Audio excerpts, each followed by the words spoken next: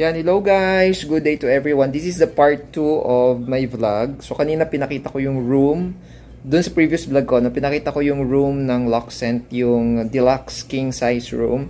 And now, let's see one of the amenities nila dito sa Luxent, yung kanilang swimming pool. So, by the way, the pool is open from 7 a.m. to 9 p.m. So, siguro kami, I don't know, baka mamayang gabi mag-swimming, no? Or tomorrow morning before the breakfast. So, tingnan lang muna natin yung pool para at least we have an idea kung ano ba yung itsura ng pool nila dito. Samahan nyo kami guys.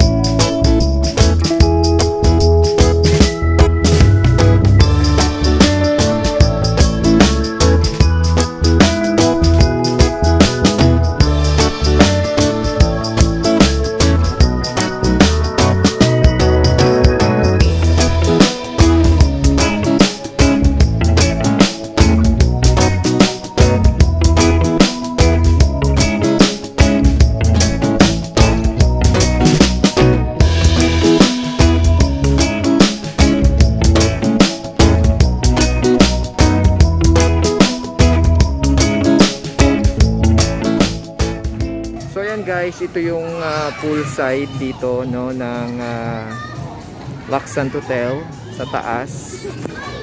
Maganda siya guys kasi there is an overlooking of the view. Yan. So ngayon ay nasa mga 4:30 or around 5 o'clock. So you can see yung view dito sa taas. Ganda. Tapos they have the shower area here guys. No? Pwede kayo mag-shower dyan. And this is how the pool looks like.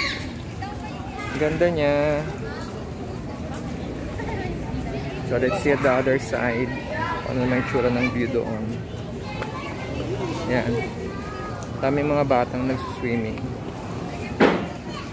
So let's see. Dito naman sa itaas. So yan yung circle. Yung rotonda dito sa may Tomas Morato. And then, yan yung view dito na makikita ninyo. Yan, very nice dito guys, experience talaga. Yan. Yan. So, we are just enjoying. Tingnan lang muna namin. Yan. And later, siguro baka mamayang gabi na lang kami mag-swimming. But at least we have a view here. Yan. Siya guys, para lang makita rin nyo. So maganda rin dito no? So kung gusto yung mag-relax just within the metro, kasi balak din sana namin pumunta sa Tanay, medyo malayo, but we have decided to stay na lang dito sa sa Metro Manila na lang, dito sa Quezon City kasi you can see my face. Dito kasi mas malapit, mas magi-enjoy tayo kasi ganun din if we are planning to go outside Manila, mag-drive din, medyo malayo. So, why not try here, no? So, yan. Yan, so far maganda siya.